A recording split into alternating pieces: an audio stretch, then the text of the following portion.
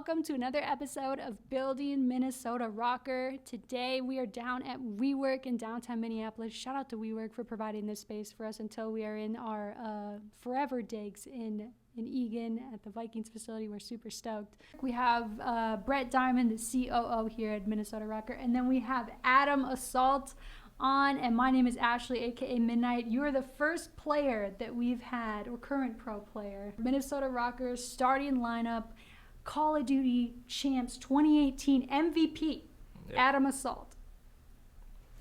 Yep. Little applause. Like yep. Yeah, I like that. There you go. So how are you today? You've officially moved to Minnesota. Mm-hmm. I mean, you made the trek down here in the snow. How do you feel? I mean, I'm fine about it. I love snow. Yeah. Born and raised in Chicago, so nothing new to me. You're used to the cold then, so you're you're about it. Yeah. I remember because you just lived down in Texas, right? Mm-hmm. And I remember when in one of our first talks, you were like, "Snow doesn't bother me. I'm ready to go." And I was like, "Well, that's the best thing I've heard all day." Because, I mean, it's good to know that you feel like you're in familiar area. Yeah, I definitely am. Based on where you kind of grew up. So, speaking of where you grew up, I kind of wanted to get just off the rip here, like just some of the basics, like. How old are you? When did you start gaming? And then when did you start playing Call of Duty competitively? Okay, so I'm 23. I started playing Call of Duty when I was 11 years old. That's when Call of Duty 4 came out, I believe it was. Dude, you're an OG. Yeah, I said this before in like some old video, but yeah, I'd like sneak into my brother's room, play at night, really early before school, play nonstop, and then I got into competitive MW2. I found some people on the Game Battles forum, started playing GBs, kind of learned from competitive in there. And I've been like on and off until I became pro in the beginning of Black Ops 3. Yeah, beginning of Black Ops 3. Now, at what point did you start to realize that you were like ridiculously good at this and that you could potentially make a living doing it, or that you could go pro? I'd say probably Black Ops 2. To this day, I always tell like current pro players this, but I still think to this day, even though it was like a up-and-coming amateur player in Black Ops 2, that was probably one of my best games to this day still. You were nasty? Did you run the M8? No, I was a sub-player back then. You were a sub-player? Assault was at one point a sub-player. Yeah. My mind's been blown. That's amazing. I miss the MSMC so much. I was just thinking about it this morning because I was like, my favorite map. Well, this is a good question. It's random. What's your favorite like map and mode and gun combo? My vision is I'm using an MSMC. It's hardpoint and it's on raid. What's like your favorite combo of all time? I might have to agree with that. Heck same map. Dude. Either that, if not that, then Standoff. One of those Standoff two. is so good. Yeah. Standoff is the map. Sorry, Brett's probably just like haven't played those yet. I'm more from. I know the. You're getting there. Yeah, I'm getting there. I'm getting there. Especially in the most recent Call of Duties. I know you've been playing and getting into it. I think. Yeah, I've graduated from being terrible to not sucking, which has been a big step for me. One day I'm gonna come in and I'm gonna shut the office down on a Thursday. I'm gonna call it a Throwback Thursday. I'm gonna bring my Xbox and we're playing Black Ops 2. I'm gonna show you the ropes. It's gonna be a good time. But So you started playing Black Ops 3. I kind of want to know, and I'm sure a lot of folks do, how do you go from being that, amateur on Black Ops 2 to going to events and getting on a good enough team to go pro? How does that process work? I'm sure the process changed a little bit nowadays, but back then it was really just like online tournaments and stuff, like working your way up slowly, kind of networking with certain circles in the amateur community, working your way up. That's basically how it's just done. like if I'm playing and I'm decent on GB, which I never was, but if I'm playing and I'm decent and this kid assaults in my game and he's just amazing, is that kind of like, oh dude, like we should play with him? Is that kind of how it goes? Like they just kind of say, oh, you're really good, come play with us. Yeah, and then you just leave your friends in the dust. You're like, peace. Pretty much. I mean, even now, like that's how like Simp, Illy, Shotzi and them came up just from like online tournaments. Like people saw how good they were, how talented they were, and now look where they're at. Isn't the most unique thing about, I think, eSports is like in professional basketball, these professional sports, those things, I mean, how often, like if you're a hockey player and you really want to be a pro hockey and get your shot, how often do you even get to play the Wild and get a shot, right? Like that just never happens almost. Yeah. So I think it's really interesting with eSports. There's just, it's almost like this entire underground community that, can bring people up. And everyone kind of has their own unique story through it. So it's kind of cool to hear yours. Yeah, I think the closest parallels to traditional sports are when you have in soccer where you have amateur teams that, you know, in like the FA Cup or the MLS Cup, you play, like it starts out like the 7th or 8th division teams play each other, and you slowly ladder up, and you could be this, you know, this, you know, I'll say football because I'm talking about, you know, EPL, but you could be this team from, you know, a small town in England and end up, you know, playing Chelsea or, you know, or whoever. And MLS does that as well. I didn't even know that. That's yeah. crazy. You know, or maybe, I mean, you know, I've heard, you know, some people make the comparisons to golf, right? Where you can be an amateur golfer or frankly a terrible golfer and still, like, you can literally play the game next to a pro, and you're probably going to look about as bad playing the game next to that pro as I would look if I was playing the game with you. But we should arrange that. I'd be down for that. you can I can teach you some things. I think so. I'm in. I mean, if you're the CEO, if you want free lessons, you got. You know what? I'll say this. I've gotten to a point where I'm no longer like playing under a fake name, right? Like my gamer tag is Diamond Soda now, so it's the same as my Twitter handle. Oh, wow. I might regret saying that on the podcast. I'm going to add you because we still haven't played, and it's kind of nice. I haven't been able to play that much, to be honest. Not at least compared to how much I usually play when a new COD comes out. So, obviously you're from Chicago, so you know about the cold.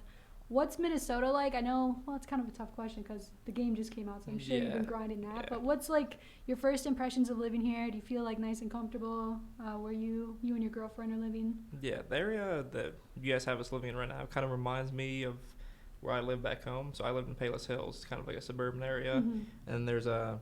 It's not exactly like Palos Hills, but there's another like suburb, Orland Park, and out here in Eagan, it kind of reminds me of Orland a lot. Kind of reminds you that, yeah. It's I feel like Eagan's like kind of on the come up now.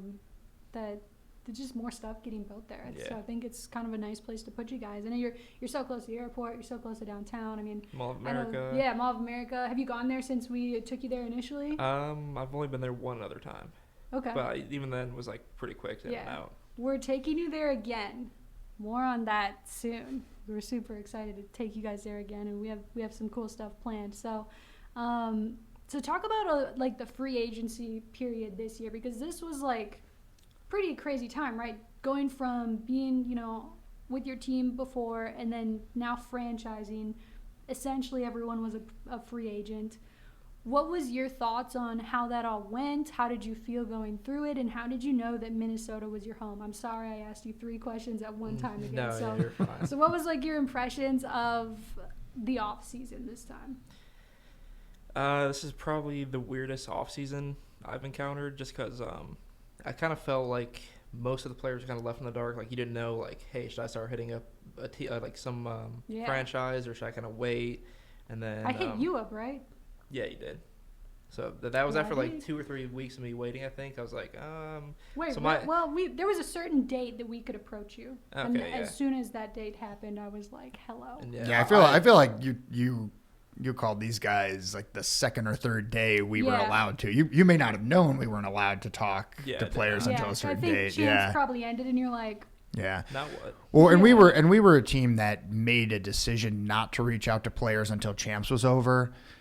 You know, we didn't feel like that. We didn't feel like it would really give us that much of an advantage, and we also didn't want to be a team that was. We didn't want to try. We didn't think players would want us to, right? We figured people wanted to be focused on what they were doing. So. Yeah, I would think to approach a player when they're trying to prepare for the biggest tournament of the year is, I wouldn't.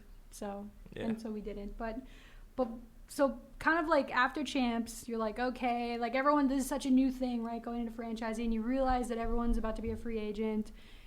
Are you just sat there like that first week or so? You're like, oh, okay, like I'm not getting hit up, or you know, when you finally did start talking to franchises, what was one thing that you valued, and hopefully it's in us, but like what is one thing that you obviously like valued about learning about the other teams and learning about us? Well, I'm mainly just going to talk on you guys. It's mainly the transparency. So you guys always kind of let us know what you guys had planned, what, like, say if you guys we're not going another direction, like just keeping us in the loop, basically. Oh yeah, for sure. No, I feel like frankly, we during roster Mania there's a lot of communication happening, and when there's no communication, that's when you're like, what the heck? No one likes to feel in the dark. Yeah, and this sounds silly to say, but it's almost as simple as treat people how you would want to be treated, right? And I mean, it's pretty hard for me to imagine. It's not easy for myself to put myself in the shoes of a pro gamer, right? But I have to imagine that anyone in that position, you want to know what's going on. We want to know what's going on. And I think that was on both sides, right? You guys were very communicative with us, and, it was a good process. And, we talked about this on the podcast before, but the funny thing is, the conversation that we had with you was first player call that I was on. Ashley had been handling all that initial outreach. And then when talks would get serious, I'd hop on the second or third call. That yours was the first one that I was on. And then, we had conversations with, a bunch of players. You guys talked to a bunch of different teams, but it is funny that was the first one. And then, this is where you ended up. Here we are. And I feel like players, there's nothing wrong with them doing this, but a lot of players are like, yeah, you're the first choice. And we're like, deep down, I'm like, are we though? Because you're not even like, I know where you're from and I know where you're aiming for, you know what I mean? But with you guys, and I know you guys had other offers, and there was this is kind of a funny story, like some COD timing happened during roster Mania. I believe you guys were about to sign with another team, and we were like, no, that can't happen. I think both the players and the orgs or the franchises are kind of dating around and just kind of figuring out, like, where should we really go with this? And in my gut, like, this whole time, I was like, silliness. So that's why I contacted you guys first, right? That you were one of the first groups that I talked to. And so once we heard that you guys were about to sign with another franchise, I was like, no. We figured it out, right? So was that best case scenario for you? I mean, obviously, I think you're gonna say yes, just because you guys. And you're that'd be pretty awkward. It's like, that was the wrong move. Wrong move. Can't believe I ended up here. No, but what was your kind of thought process throughout that whole thing? Yeah, well, like you said, me and Justin's priority was coming here to Minnesota, and yeah, it's funny you brought that up. Literally, if it was another 24 hours, you guys hit us up, we might have been signed, and we wouldn't be here right now. I would be sad because that was, I think, the route for us to go. And then when GodRX kind of came in the mix, I think, GodRX knew, we really liked him, but we were really trying to get that core decided before we say, let's bring on GodRX. Yeah, how did that come together where, it was you and Silly, and how did GodRX become the third piece of the trio? Yeah, because there was eventually a call where you guys were like, yeah, GodRX too. So how did that come to be? Did you guys hit him up? Did you know we were interested in him too, or was it just coincidence? Most of that was Justin. I hadn't even thought that far ahead that who me and Justin started playing with after that. Yeah. So he had GodRX in mind. He's like, boom, GodRX. Yeah. He's nasty. He's so underrated, I think. No, he is. So yeah, how and then obviously there was a little bit of time between getting fleshing out the roster fully. We ended up picking up Alex, aggressive sub player that I think suits those three players particularly, you, Silly, and GodRX. Adding Alex to up the tempo helps a lot. And then I think Asim and Alex had wanted to play together. It just kind of makes sense. We kind of brought some international vibes. How's teaming with them so far? What's kind of the vibe of the team so far? The vibe of the team's really good. We're all just kind of level-headed, just really focused on trying to get better day to day, and just having fun at the same time. Our scrims have been a blast. Yeah, no, I've been trying to tune into your guys' stream as much as possible at the end of the day. So it's been a really good time to kind of just be a person who was a part of the process and putting it together, and then watching it just kind of happen. You guys have been scrimming a lot, right? So the grind has been real. What's your impressions of the game and how the team is kind of doing so far? I know I did see, I kind of mentioned when you just got here, I saw the fans made a graphic that showed the record of the scrims and the wins and losses, because you guys stream them, so it's easy for them to access that or keep track. What do you guys think of people taking scrims so seriously like that, or do you not really mind? Scrims are just practice. It is what it is. You guys seem to have, at the time of that coming out, practiced pretty much the most, or pretty close to the most. Yeah. What's your kind of impression of people taking scrims serious in that way, or at least stat tracking them? Yeah, I mean, for players, we don't really care. We kind of let the fans do what they want. But for the fans, I think it's kind of a little cool, like, insight to see how teams are doing in their practices. So yeah. Who's actually keeping that data? How do people know? I think it's just like the COD competitive Reddit. It might be a few guys over there just watching the streams and saying, oh, Minnesota just played Florida, here's the result, or whatever. I'm wondering how deep it goes, though, because there are some like real statisticians out there that keep track of the maps and all of the scores things. down to the T, everything. Yeah, it's pretty crazy. And truth be told, we're playing at a little bit of a disadvantage right now because Alex is still overseas. We're finishing getting him ready to move here, and all the players are going to be here in Minnesota eventually, but in the interim right now, he's not here. How has that kind of affected you guys? Have you guys had to use subs, or are you still rolling with him and seeing how it goes? No, yeah, we've still been practicing with our main roster. It's not even just him being all the way in Europe. It's kind of our split in general. Like, so I'm in a good spot because I'm central, I'm here. Then we have Justin. He's all the way West Coast. Asim's up in Canada, and then GodRX all the way in Maryland. So our split's pretty bad for online practice right now. So are you hosting? Are you the best host? We've been trying to give GodRX host just because he's kind of closer to. He's kind of in between a few. To Alex. Damn, Silly's way out there then. Yeah. Alex and Silly are struggle city. That's what I'm saying. So we're trying to scrim like Dallas, and they're like mostly Texas. Yep. And then we're all spread around. It's like it's a huge disadvantage. But once everyone's here and you are in the central United States, does that make it a little easier as far as scrimming other teams? Makes it better.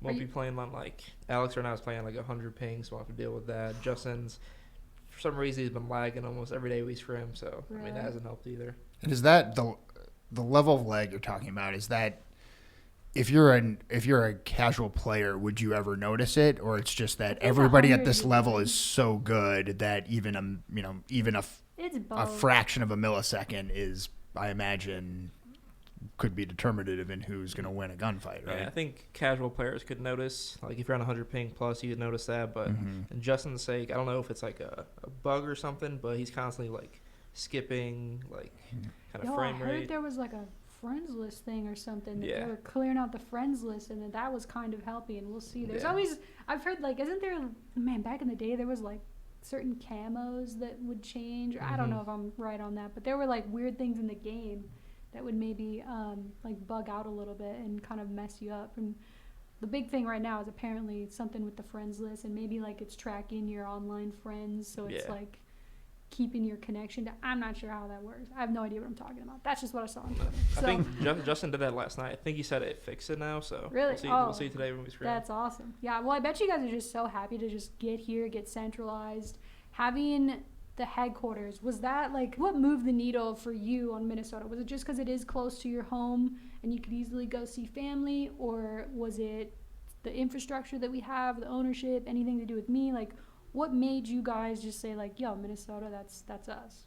I think it's pretty much everything you just named off. Like the infrastructure you guys have here with the facility, I'm so excited for that to be built. I cannot like express that enough. Me too. And just like the ownership and everything, how like welcoming they are, and it's like one big family. Yeah, and we really feel like we have the right team to take advantage of it too. And I love when you talk about improving and getting better, right? And that's obviously, I was working with the Vikings before. Our ownership group comes from the NFL world. That's something you hear football coaches talk a lot about. They talk about getting 1% better every day. I mean, you've got it literally tattooed on your hand, which I think is awesome. And I mean, that's the mentality of players that will take advantage of these resources, and that we really believe that can be the difference, both for the hopefully for you guys, and obviously we want to give the players first and foremost every resource to be successful, but then same thing with the content team, with the marketing team, etc. Having everybody under one roof will be really, really great. Oh yeah. I can't wait to hit you guys up all the time. Be like, hey, I got my camera. Let's go. Let's do it. Well, I'll try to organize it in a way that makes sense. But so when you were going through the free agency process, what was your take on teams that required players to move to a city versus players that didn't, or teams that didn't? I mean, obviously you ended up here, so you were cool with it. But was that something that you looked for, that you were neutral about? Would love your thoughts on that.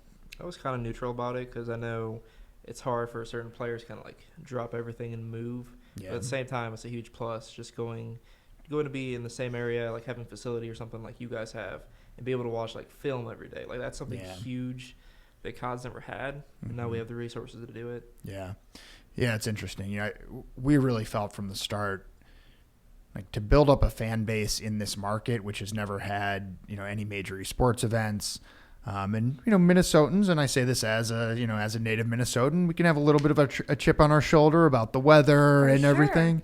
And I don't think we could have gotten fans here to embrace a team if the players didn't live here. Yeah, like if we had them like flying in from LA for our home events, it just feels like not as genuine for us in particular. Look, some teams can, every team makes their own decision on that front, and some are doing it different ways, and it might work in one city and not in another.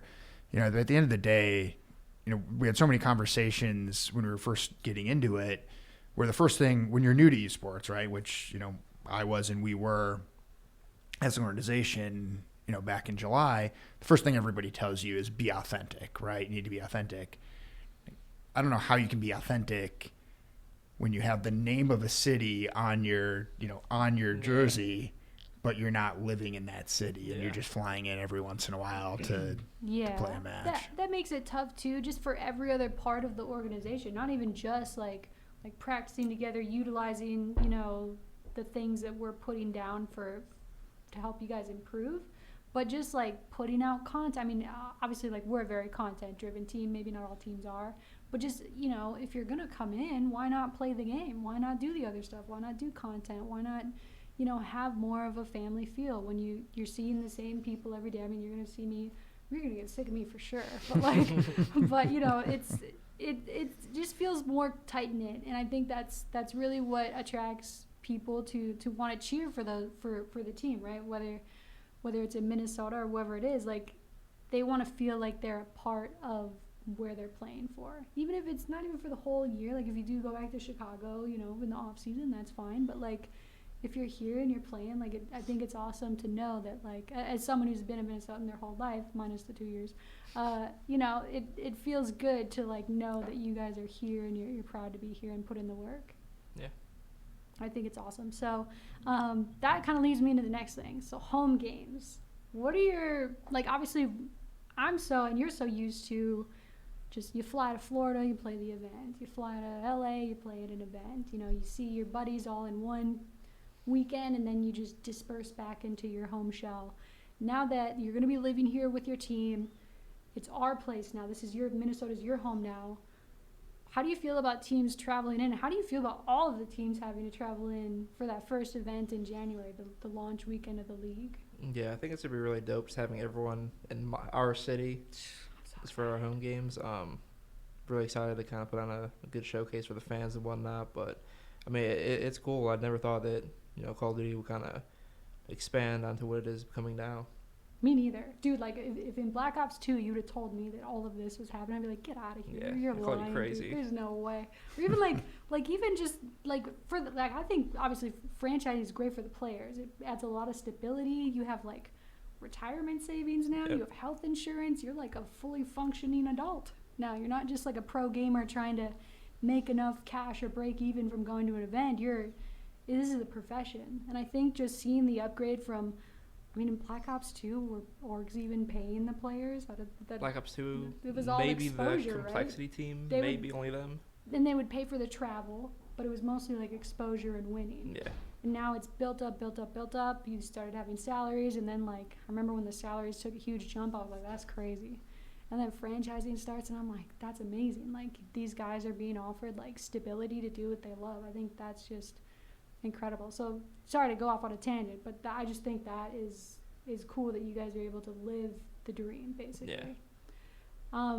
So for kind of like the league, obviously those are great things about kind of being a player in the league, but when you're looking at the future of the season, you see our schedule. We're going to play 3 matches on our launch weekend. How do you feel about the new structure? Because it used to just be you play pool play, then you get into a bracket, and now it's going to be like, okay, you play these teams this weekend and then these teams this weekend, and you're kind of accumulating towards obviously a larger goal. So what's your perspective on the structure now, and like, do you feel good about it, or is it like, are you one of the people where it's like, oh, that's a lot of change happening at once, I don't know how that's going to work? Yeah. Are you excited about it, or how do you feel? I'm definitely excited. It is a huge change. I'm sure all players are going to miss the open events. They haven't released if I still have that yet, but if not, players are going to miss that. But it's kind of cool now that you have like set schedules for the entire year, so players can kind of like plan whether they want to do something with like friends, yada yada yada. When before we couldn't really like plan things ahead because we know the schedule. But yeah, I think knowing like those gaps throughout, you can kind of figure out like, oh, okay. Yeah, and again, we keep talking about how the attitude that you and the other players and that Coach Saint has, you know, how great that's going to be with the facility and the new system. And I think that's part of it too, where you get into more of a, you know, kind of a preparation mindset where you know who you're going to play, whether it's one match or two matches or three matches over a weekend, but you know it's those three opponents. You can spend more time preparing for those three. You talked about spending time in the review studio. You know, you don't have to prepare for, 15 different teams that you might end up playing in the bracket. It's, you're playing these two or these three, and you can focus in on those specific opponents and get ready for them. I think that's going to add like multiple layers to each match. Like, I know they done kind of something similar in the past in Ohio, and I think this is just an elevated version of that that's going to be, I think, even better, especially like over time. So what are your like expectations for the team? I know we haven't gotten perfect practice. Like you said, everyone's kind of spread out right now. Once we're all here, we'll feel a little better about it, like the type of practice we're getting. But what are your expectations for the season? Are you just looking to take it, one event weekend at a time, or are you like hell yeah, we're going all the way? Like, what's your vibe right now? No, well, you definitely always want to take it kind of one match at a time, but just from the start of the game so far, even with our disadvantages, because we're spread out so much, I think we're looking like a top team already, even with us playing these disadvantages, and I'm excited to finally get to that home game. Me too, dude. I'm excited for launch weekend. We finally get to play like just the official match. As someone who's been a part of the process, and even you guys who've been listening to this podcast, us building the team from the ground up, seeing it come to fruition is going to be freaking amazing. So. Oh yeah, I can't wait for that moment when you and the other players come out for that for intros for that first match. That's going to be amazing. Dude, and that place is going to be rocking. I'm screaming. No pun intended. Yeah, we'll be rocking for sure. Thank you, Adam, so much for coming down to the WeWork. Shout out to WeWork again. Thank you so much for coming downtown and talking to me and Brett. It was a good time as always. Make sure to rate/comment on the podcast wherever you're listening. It's on YouTube. It's on all the places you can listen to podcasts. Check the link down below for more avenues. And yeah, thank you again for listening. Catch you next episode.